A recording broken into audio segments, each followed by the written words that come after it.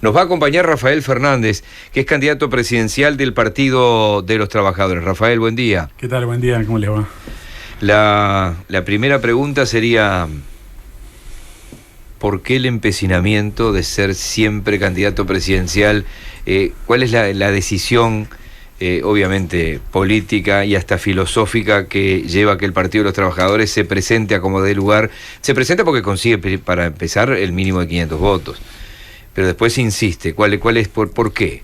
No, el empecinamiento no es por ser el candidato, ¿no? O sea, es por construir una organización. Y bueno, me toca ser candidato a mí como le podría tocar a otros. De hecho, en la candidatura a diputados hay otros compañeros, no estoy yo encabezando. Más allá que estoy igual en el paquete ahí del equipo que de las listas. De las listas.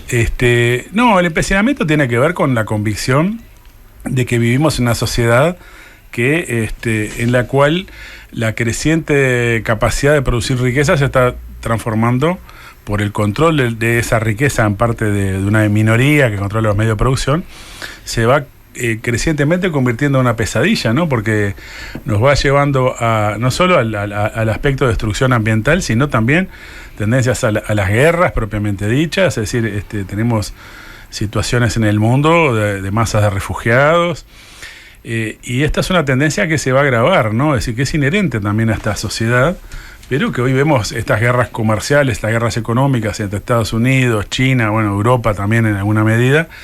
Y bueno, es un mundo donde crecientemente el hombre pierde control sobre esa riqueza que genera. Parece que esa riqueza lo domina el hombre, y es porque las relaciones sociales están basadas en la explotación de una parte de la sociedad por otra parte minoritaria, y en esa medida no es solo un problema de qué condiciones de vida tenemos los trabajadores, cómo podemos pelear por mejoras, etcétera, sino de que realmente la humanidad está ante un dilema muy fuerte, porque no hay que olvidarse que ya con este sistema y régimen social ya hemos pasado por guerras mundiales que han sido verdaderas masacres, y realmente uno mira el panorama internacional y las tendencias son muy parecidas en muchos sentidos. ¿Y están capitalizando el voto por una tendencia? Porque esta es una elección distinta, por lo menos lo que uno ve en las encuestas.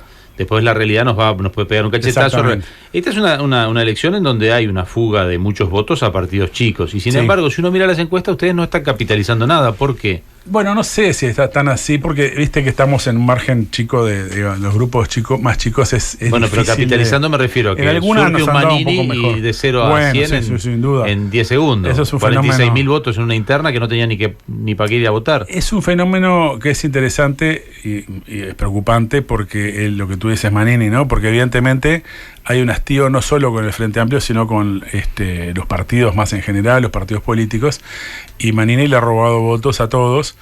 Tiene una base fuerte que es corporativa, que es la base, digamos, de alguna manera del ejército, los retirados, etcétera, pero también tiene una base de un sector que quiere mano dura y quiere... Sí, pero olvidémonos de la derecha, por decir, tú estás haciendo estás describiendo la derecha, pero no hay encuesta, porque esto es el comparativo en empresa. Si agarrás una empresa y comparás 2014-2019, agarrás otra empresa y comparás 2014-2019, en todas el Frente Amplio pierde entre 7 y un 10%. Y eso ya no es comparar con eso es agarrar radar, entonces hay un 10% de gente que votaba el Frente Amplio. Me cuesta creer que se vayan a Manini y decir, ¿dónde está ese 10%? ¿Por qué no lo captan ustedes? Bueno, tampoco veo crecer mucho a Unidad Popular ni a Partido Independiente. No es mecánico eso, y uno tiene que hacer más mérito seguramente. Hay un ambiente más favorable, yo lo siento en relación a otras elecciones, pero un ambiente más favorable en un contexto todavía de cierta desmoralización, de gente que hizo esa experiencia, y tampoco está definido que no los va a votar. O sea, la realidad es que creo que hay una situación... que esa caída está entre los indecisos, muchos indecisos. Y yo creo que sobre todo está allí, y hay un chantaje muy fuerte sobre esa parte de la población en cuanto al riesgo de que ganara algo que se quiere identificar con Bolsonaro o con Macri. Nosotros con Bolsonaro no vemos que haya, más allá de Manini y Ríos, que tiene sus parentescos por el origen. El caso de la derecha más tradicional está más emparentada con un Macri probablemente que con el fenómeno de Brasil. Y básicamente ese chantaje quiere arrastrar al que ya se desengañó a volver el término chantaje. ¿Qué es el chantaje? ¿Qué me querés explicar? Es como de alguna manera, chantaje muy fuerte, que decir, es como asustar al elector a decirle, ojo, que puede venir esta otra gente que puede ser peor. Y en definitiva... todo el tiempo se ve. Todo el tiempo. Pero tú decís el discurso del Frente Amplio, Daniel Martínez, bueno, claro. Hasta en el eslogan. Y vos decís que esa gente con esa amenaza vuelve al frente. No, puede ser, está en disputa en ese sentido. Pues yo te preguntaba por qué no a los partidos intermedios o por qué no a los partidos más radicales. El régimen electoral uruguayo hace muy difícil que un partido chico capte rápidamente eso, ¿no? Es decir, Manini es un caso excepcional, ya te digo, tiene una base corporativa muy fuerte. Nació en el riñón del gobierno, ¿no? Es decir, tenemos el vice y el candidato a presidente.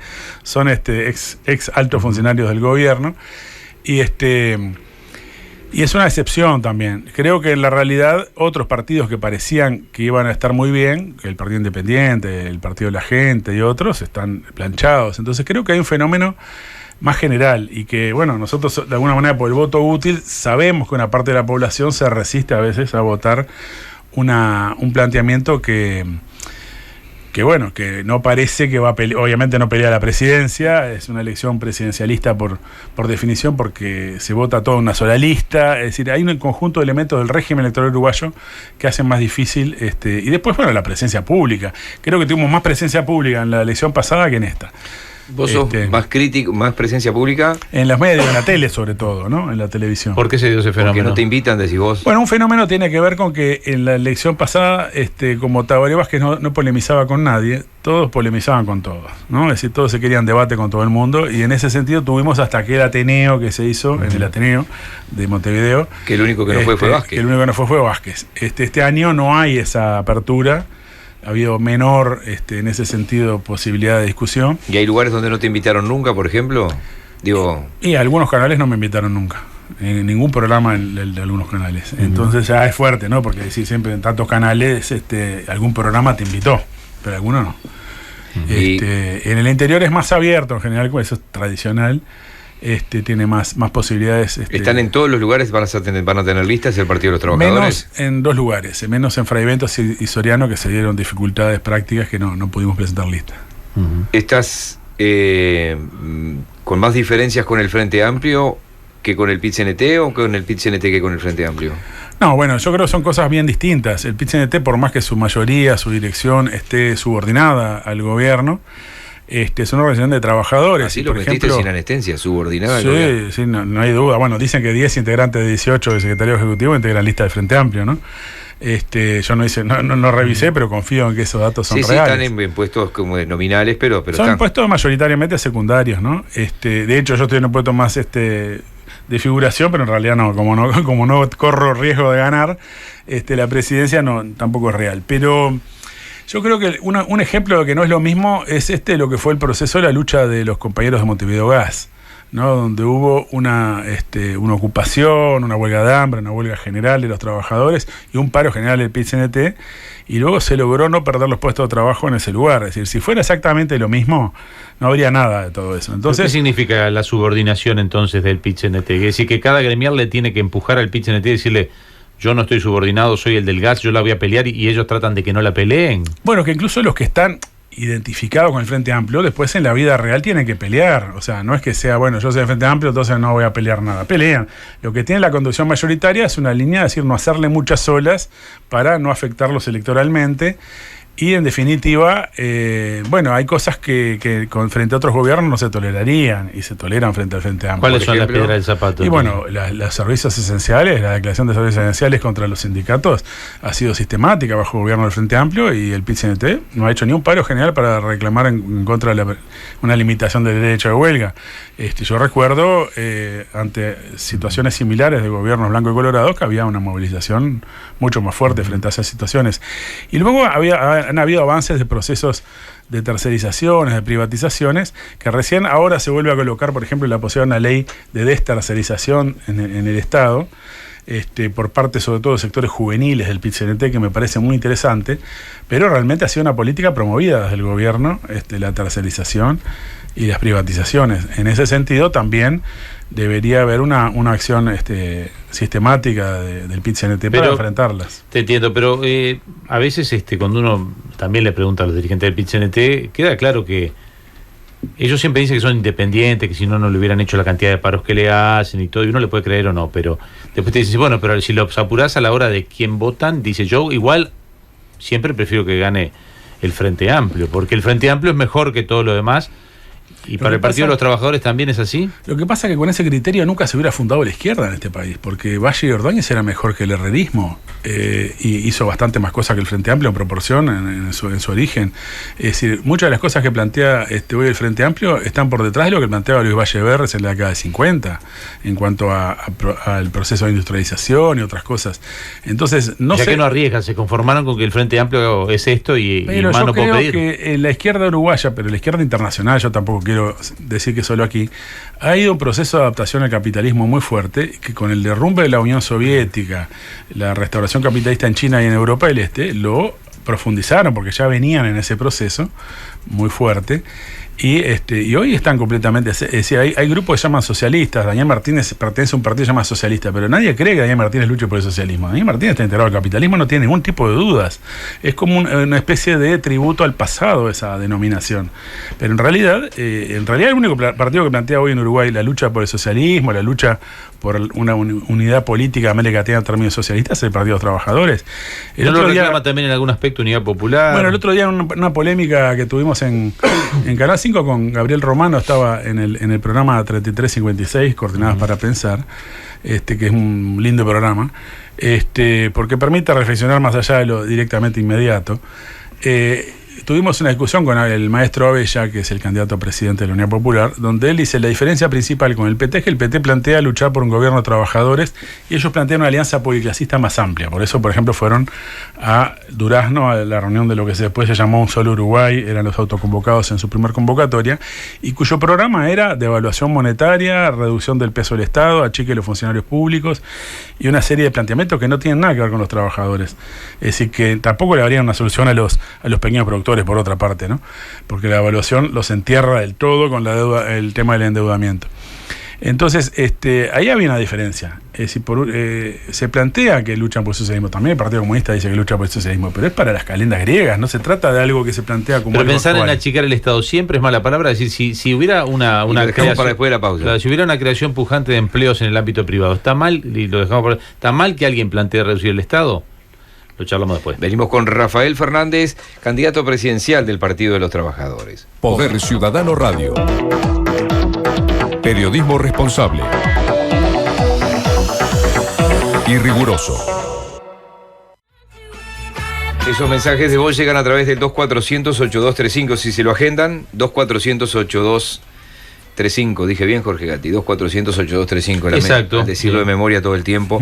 Ya hoy no van a entrar muchos más mensajes, pero le sirve para otros días. Nos dice un oyente, muy fuertes declaraciones, muy fuertes. Me hablan de insultos, incluso cuando consultaron al diputado Darío Pérez sobre los desaparecidos y le preguntaron por el silencio de Manini Ríos.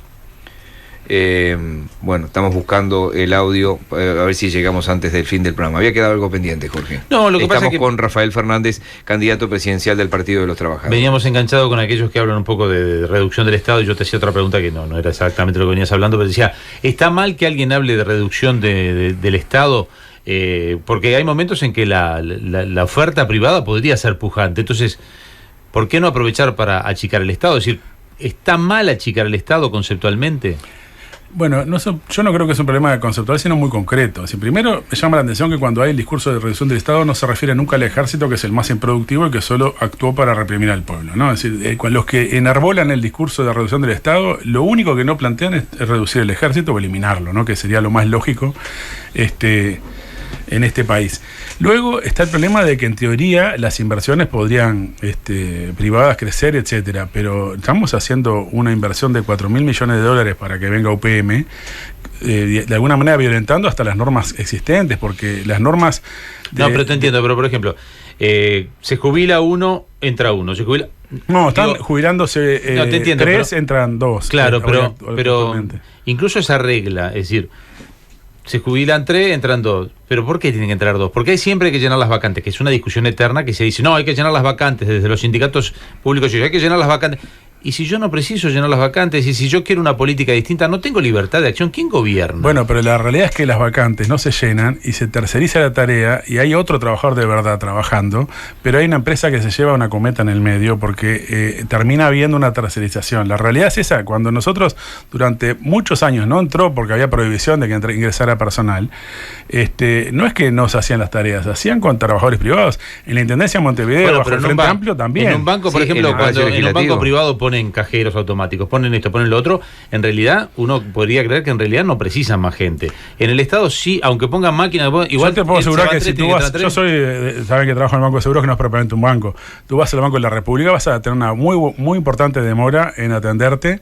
Y la realidad es que se va llevando el trabajo hacia empresas privadas, por ejemplo, hacia las Hábitat, los Red Pagos, porque vos para no perder tiempo en un banco terminás en esos lugares, que se llevan la comisión también y que esa gente financia las campañas electorales. Y no logra más eficiencia. No la nuestra. No logra más eficiencia porque la plata la pone en privado y los controla más, porque yo he ido al Banco República y a veces veo que pasean con las carpetas de un lado para el otro y yo me pregunto, ¿es necesario ese paseo o porque son funcionarios públicos? Yo no creo que se pasee tanto. Digo, yo no trabajo en el Banco de la República, no puedo decir lo que pasa. Por ejemplo, pobre, te puse un ejemplo. No, yo sé, digo, por ejemplo, en el Banco de Seguros ya no hay carpetas, o sea, porque hay todos expedientes electrónicos, o sea, no hay ese movimiento al cohete que uno dice que es al cohete, pero de alguna manera tenían que moverse las carpetas en cuanto las había.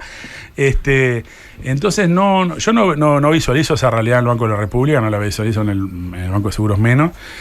Y realmente lo que sí veo es que muchas de las tareas esenciales, bueno, en el Banco de la República tuvimos un conflicto hace 2 años, porque toda la parte que era de estudio del crédito, ¿no? Análisis de crédito, pasaba a manos privadas. Es decir, si hay algo más esencial en un banco, que es poder analizar los estados financieros de las empresas, los balances, etcétera, y poder saber qué riesgo que tienen, etcétera, no es menor, y todo eso pasaba a manos privadas y era por 10, 15 puestos de trabajo, o sea, 10 creo que al final logramos resolver. La izquierda y los trabajadores organizados tuvieron siempre algún país como referente. En los 60, en los 70, en los 80. A fines de los 80 cae el muro y la década del 90 arranca con la caída de la Unión Soviética. ¿El Partido de los Trabajadores o vos tenés un país como referencia? Viste que Valle habló un día de Irlanda del Norte, Talvi habla de Nueva Zelanda y de Chile, el otro habla de... Bueno, los otros prácticamente no hablan, pero los que hablan, ¿ustedes tienen algún país como en el mundo del siglo XXI? ¿Tienen algún país? Nosotros, no por casualidad tenemos un número 1917 porque fue en la Revolución Rusa la primera revolución obrera triunfante, pero que muy rápidamente fue un proceso de generación, de burocratización. Y bueno, nosotros venimos una tendencia justamente que denunció eso y fue muy perseguida por esa realidad. En general, todas las revoluciones han sido grandes progresos. Bueno, incluso la URSS burocratizada mandó al primer hombre al espacio, ¿no? Venía del arado de madera. Entonces, el tema de discutir sobre la socialización de los medios de producción parece muy algo vintage, antiguo, pero en realidad permitió saltos productivos gigantescos. Lo que pasa es que esa casta parasitaria, esa burocracia que dominaba, también tenía sus costos y tenía sus privilegios, por supuesto, y sus aspectos de represión, la nomenclatura, y se quedaron la burocracia. con todo cuando cerró la Unión Soviética. Y bueno, son los Putin de ahora, ¿no? Se robaron todo. Putin o el dueño de tal cuadro, de tal otro. El suegro de Sartori, ¿no? Es decir, son una mafia. Y eso pasa en China hoy, hay multimillonarios, uno de los países con más multimillonarios hoy es China, donde gobierna el supuesto Partido Comunista Chino, que es una dictadura, pero que establece un régimen pro-capitalista, ¿no? Es decir, la restauración del capital, y no por casualidad los británicos le dieron Hong Kong. Entonces realmente no hay un país que nosotros, sí hay cosas para defender, sobre todo para evitar que se retroceda en países, pero no es que se retroceda más, porque ya se ha retrocedido mucho, pero no hay ningún régimen de esos que para nosotros sea identificable. ¿Y el Partido de los Trabajadores de Brasil, por ejemplo, era un ejemplo para ustedes? Bueno, es que fue una experiencia muy importante al final de la dictadura militar de desarrollo de un partido independiente de los trabajadores, cuando toda la izquierda en Brasil y en Uruguay, por ejemplo, decía que había que tener frentes policlasistas, como el Frente Amplio. Y ellos dijeron, vamos con un partido propio de los trabajadores, trabajador vota a trabajadores, etcétera, o sea, en las consignas. Para nosotros fue importante ese proceso y en parte por eso nosotros tenemos ese nombre. ¿Hasta que Lula se puso el traje o...? Antes. No, Lula ya en la década del 90 ya expulsaron a gran parte de la izquierda revolucionaria del PT de Brasil. O sea, había muchos grupos de izquierda y el PT de Lula hizo un frente un acuerdo con el Fondo Monetario Internacional antes de ser gobierno. Es decir, y se sabía que iba a ganar, entonces él firmó y lo hizo votar por el Congreso. Por eso te decía, el Lula de la remera Hering era Partido de los Trabajadores. Y sin duda, ¿no? Es decir, era expresión de las grandes huelgas metalúrgicas, ¿no? De San Pablo. ¿Y no será que lo de ustedes es solo teórico y es inviable en lo pragmático? Bueno, no lo dice la experiencia histórica del siglo XX. En realidad, lo que no es viable es lo que estamos viviendo. Miren lo que pasa en Ecuador, miren lo que pasa en Argentina. Nosotros vamos hacia eso. Y en realidad, las posiciones revolucionarias pueden hoy no ser las más populares, pero hay una larga experiencia revolucionaria en el siglo XX. Y nosotros creemos que ese es más bien el futuro más que el pasado. ¿Pero cuál de las izquierdas de América funcionó? Porque ahora viste que se habla... Me gusta la gente de izquierda que habla te hablan de Lenín Moreno como si fuera de derecha, y era el vicepresidente de Correa. Era un Daniel Martínez. Y te hablan... Acá también se desvinculan de Panini Río y fue 4 años ministro de Defensa. Exactamente. Ascendió general bajo el gobierno del Frente Amplio y fue nombrado... Todos los que fracasan automáticamente no tenían nada que ver con la izquierda. Después Temer era el vicepresidente de Dilma, la sacó y era el vicepresidente, o sea... Entonces, porque viste que los de izquierda siempre es la derecha la que tiene la culpa. Bueno, es que ahí tenemos el tema que hablamos de los acuerdos policlasistas, los acuerdos de alianzas de clases y la manicoche, que Mujica en su forma más vulgar dijo, nos abrazamos con culebras, ¿no? O con serpientes. Uh-huh. Y sí, ahí los picaron las serpientes, ¿no? Porque en realidad Lenín Moreno era el vice de Rafael Correa, del mismo modo que si Scioli hubiera ganado en Argentina, estaríamos ahora ante un fenómeno parecido con Scioli que lo que estábamos con Macri, porque la política en lo sustancial no iba a hacer grandes cambios. Ya el gobierno Cristina Fernández había ido a un proceso de acuerdo con los fondos buitres, como le llamaban. ¿Y qué opinión tenés de Fernández y de los Kirchner? Bueno, vienen a aplicar los acuerdos con el Fondo Monetario. No, pero no los que vienen ahora, digo, aquellos gobiernos que heredó Macri. Bueno, ya se veía que estaban... Nosotros cuando Cristina Fernández sacó el 54% dijimos se agotó el kirchnerismo. Parecía un contrasentido, porque en realidad todo el esquema económico que lo había sustentado se había acabado, porque tenía que ver con la caída de los precios de las materias primas y con una cantidad de fenómenos. Por supuesto que es un gobierno con un nivel de corrupción enorme y bueno... ya venía fracasando y ya venía transando con los capitales, con los acreedores internacionales. O sea que en realidad Macri profundizó una política que venía llevando adelante Cristina. De la situación venezolana de hoy, ¿qué opinión te merece? Bueno, también nosotros hemos sido particularmente críticos del proceso chavista. Lo que sí vamos a decir es que cualquier proceso de que pueda haber una invasión a Venezuela por parte de gobiernos de derecha o de Trump, nosotros vamos a estar en la defensa de Venezuela a muerte, con independencia, que no le damos el menor apoyo político a Maduro, ¿no? Y también que, es decir, los opositores como Guaidó no tienen ningún tipo de autoridad democrática, es decir, él se autoimpuso, teledirigido por Trump, además, le fracasó esa maniobra, y bueno, de alguna manera la apuesta de la derecha venezolana es un golpe interno que desaloje, bueno, como le pasó a Perón en la década del 50, ¿no? En el 55, que fueron los peronistas los que dieron el golpe contra Perón. Tal vez lo más importante, ya lo dijiste, que fue mi lista o nuestra lista es la 1917. Así es en todo el país el Partido de los Trabajadores. Así es en todo el país, 1917 el Partido de los Trabajadores. Y bueno, lo que aspiramos es, bueno, obviamente a crecer, veremos si capitalizamos o no ese desencanto, ese desengaño, pero sobre todo a preparar las condiciones para luchas que se vienen, como el tema de la reforma de Seguridad Social, por ejemplo, donde nosotros estamos impulsando que el PIT-CNT no vaya a un diálogo social por este tema, sino que vaya a una movilización, porque están discutiendo salarios trabajadores. La jubilación es el salario diferido del trabajador, y las empresas pagan cada vez menos a la Seguridad Social. Con gobiernos blancos y colorados se bajó el 12% el aporte patronal. Con gobierno del Frente Amplio se bajó el 7,5% el aporte patronal.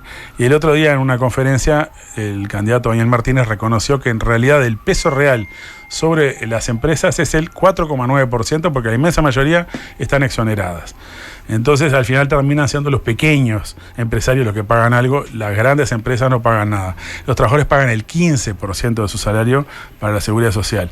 Entonces, si no eliminamos las AFAP, si no establecemos un aumento del aporte patronal y no se combate la evasión, claro, nos van a meter la mano en el bolsillo, nos van a bajar las jubilaciones, van a hacer trabajar más años para cobrar menos. Esa es una gran batalla que viene por delante con el gobierno de Daniel Martínez o con el gobierno de la calle Pou. Es Rafael Fernández, candidato presidencial del Partido de los Trabajadores.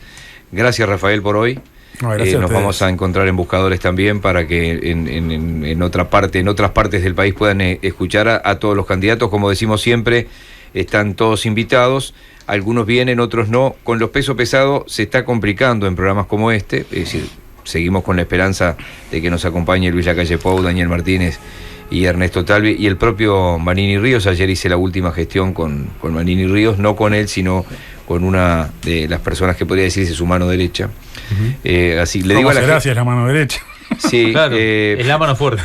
Pero no políticamente, sino fue bueno el chiste, fue bueno. O sea que hablé con la extrema derecha de Manini Ríos.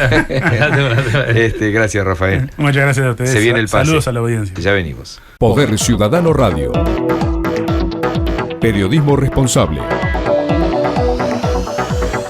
y riguroso.